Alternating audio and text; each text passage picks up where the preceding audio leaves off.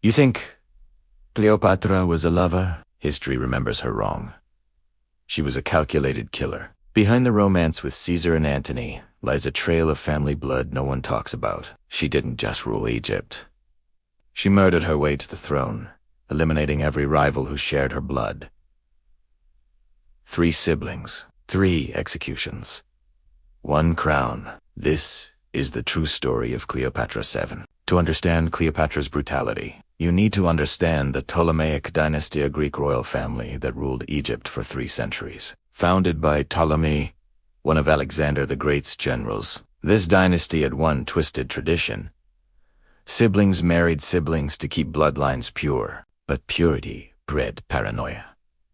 Brothers murdered brothers. Sisters poisoned sisters. The throne was always soaked in family blood, and Cleopatra learned this lesson early. When her father, Ptolemy XII, died in 51 BCE, 18-year-old Cleopatra inherited the throne alongside her 10-year-old brother, Ptolemy XIII, whom she was forced to marry. But Cleopatra didn't share power. She ruled alone from day one, erasing her brother's name from official documents and minting coins with only her face. Ptolemy's advisors struck back.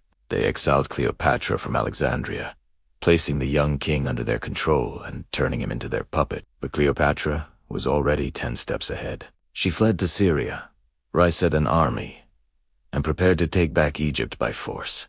Then fate intervened. Julius Caesar arrived in Alexandria, chasing his rival Pompey, and Cleopatra saw her opportunity to turn Rome's power against her brother. The famous legend says she smuggled herself into Caesar's presence, rolled in a carpet. But this wasn't romance, it was strategy. She needed Rome's legions to crush Ptolemy. Caesar took the bait. Within months, Alexandria erupted into civil war.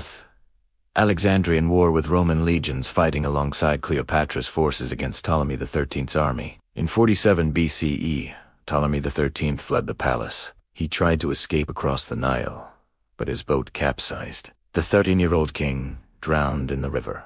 Ancient sources claim it was an accident, but Cleopatra's forces controlled the riverbanks. No rescue came. Her first sibling rival was dead, and she reclaimed the throne. But Egyptian tradition demanded she marry another brother, 12-year-old Ptolemy XIV.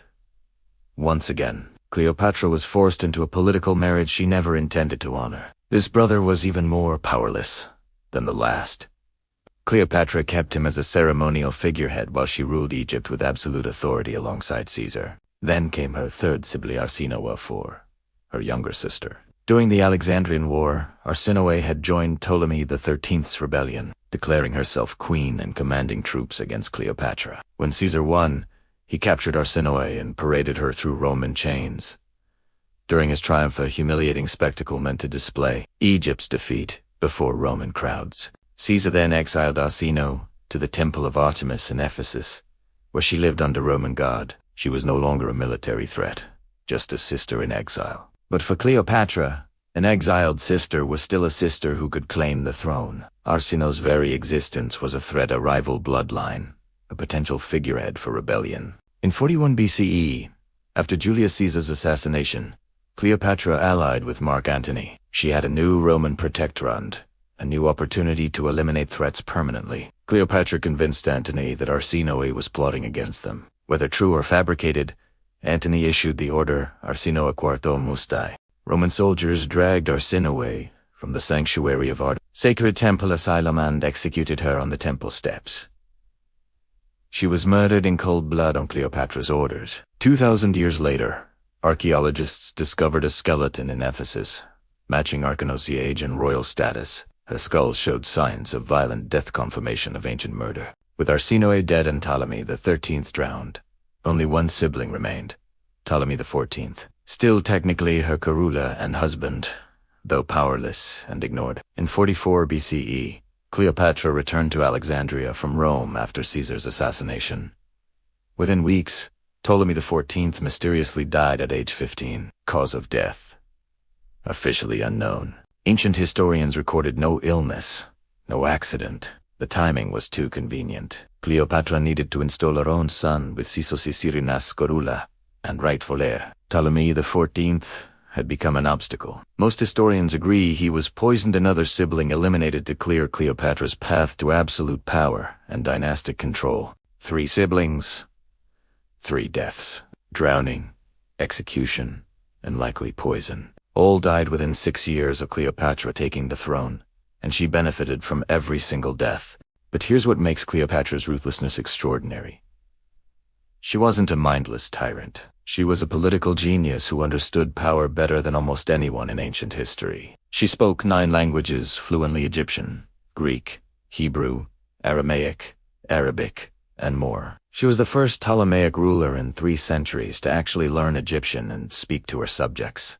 She studied mathematics, philosophy, astronomy, and medicine. Ancient writers called her brilliance unmatched, but she wielded intelligence like a weapon, calculating, cold, and utterly pragmatic. Her siblings weren't just rivals, they were political liabilities in a world where co-rulers could be manipulated by foreign powers, Roman senators, or ambitious Egyptian priests seeking puppets. Every sibling who lived was a potential figurehead for rebellion, a rival claim to the throne, a crack in her absolute authority over Egypt. So she eliminated them not in rage, not in jealousy, but with cold strategic calculation. Each death secured her power, removed threats, and consolidated her dynasty under one ruler, herself. This wasn't unusual for the Ptolemaic dynasty. Cleopatra's own ancestors had murdered relatives for generations, but she perfected the family tradition with surgical precision and perfect timing. She used Rome's military power to eliminate Ptolemy XIII and Arsinoe. She waited for perfect moments when deaths would seem natural or justified, minimizing political backlash from her people. And crucially, she framed each death as necessitated military conflict. Roman josses, mysterious illness, never open assassination that would make her look weak or tyrannical to Egyptian subjects. Her relationship with Julius Caesar wasn't romance, it was transactional alliance. She gave Rome access to Egypt's grain wealth. Rome gave a military backing to eliminate rivals and secure absolute rule. When Caesar died, she instantly pivoted to Mark Antony, another Roman general who could provide legions to protect her throne. She bore him 3 children, binding Rome to her dynasty through blood. Every relationship was leverage. Every alliance was strategic. Every decision, including fratricides, of one singular obsession: maintaining absolute control over Egypt and securing her dynasty's future at any cost. And she nearly succeeded. For 22 years, Cleopatra ruled Egypt with intelligence, political skill, and brutal efficiency that terrified Rome itself. She made senators tremble with her influence. But in 30 BCE, Octavian Caesar's adopted heir defeated Antony and Cleopatra at the Battle of Actium. Rome's legions marched on Alexandria, and her carefully constructed empire began collapsing. Trapped with no escape, no allies, and facing capture and humiliation in a Roman triumph like her sister Arsinoe, Cleopatra chose the only power she had left: control over her own death. She died by suicide, probably from poison hidden in a hollow hairpin, or brought by servant. The romantic legend of the SP was propaganda. Her death was calculated, strategic, controlled, just like her reign. Octavian captured Alexandria. He murdered Caesarion, Cleopatra's son, and Egypt's heir, ending her dynasty. Rome annexed Egypt as a province. The Ptolemaic kingdom died with her after 3 centuries. But Cleopatra's story survived, twisted by Roman propaganda into tales of seduction, beauty, and feminine manipulation. They erased her strategic genius and portrayed her as an exotic temptress who destroyed noble Roman men. For 2,000 years, historians focused on her romances with Caesar and Antony, ignoring the calculated political ruthlessness that actually defined her reign and secured her power. They forgot she was a multilingual scholar, a master diplomat, a brilliant strategist, and yes, a woman willing to murder her own siblings to maintain absolute control over one of history's greatest civilizations. The truth is darker and more fascinating than legend. Cleopatra wasn't a victim of passion. She was a survivor who played the most dangerous game in ancient politics and won for 2 decades. Her siblings Ptolemy XIII, Arsinoe IV, Ptolemy XIV died because they threatened her throne. Their deaths weren't tragedies. They were strategic necessities in a world where showing mercy meant showing weakness, and weakness meant death. She understood what many rulers refused to accept: In absolute monarchy, family bonds mean nothing compared to survival. Dynasty matters more than bloodline. Power matters more than love. This is the Cleopatra that Rome feared not as seductress, but a political operator so ruthless, so intelligent, so utterly committed to power that she would kill her own blood without hesitation or regret. The papyrus decrees she signed, the execution orders bearing her cartouche in red wax, the political marriages she manipulated. Every artifact tells the same story. Calculated, cold, absolute control.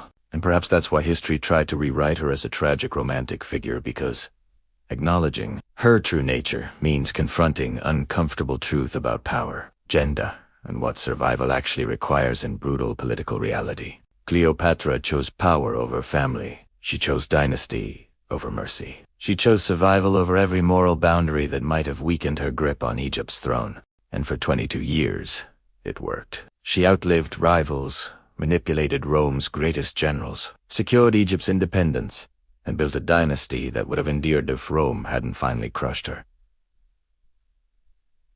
3 siblings entered her story, all 3. Cleopatra stood alone at the end exactly as she had planned from the beginning when she took the throne at 8. This is the lesson ancient history teaches. Behind every legendary figure lies a darker truth. Behind every great ruler lies a trail of necessary blood. Cleopatra wasn't a lover. She was a killer brilliant, strategic, and absolutely ruthless. And that's what made her one of the most formidable rulers Egypt ever crowned. If you want to dive deeper into ancient history's darkest secrets, subscribe to Ancient Anomalies and join our community uncovering the truth behind legendary figures. Hit the bell icon so you never miss our next investigation into history's most misunderstood rulers and forgotten scandals. Share this video with anyone who still thinks Cleopatra was just a romantic legend. The truth deserves to be told.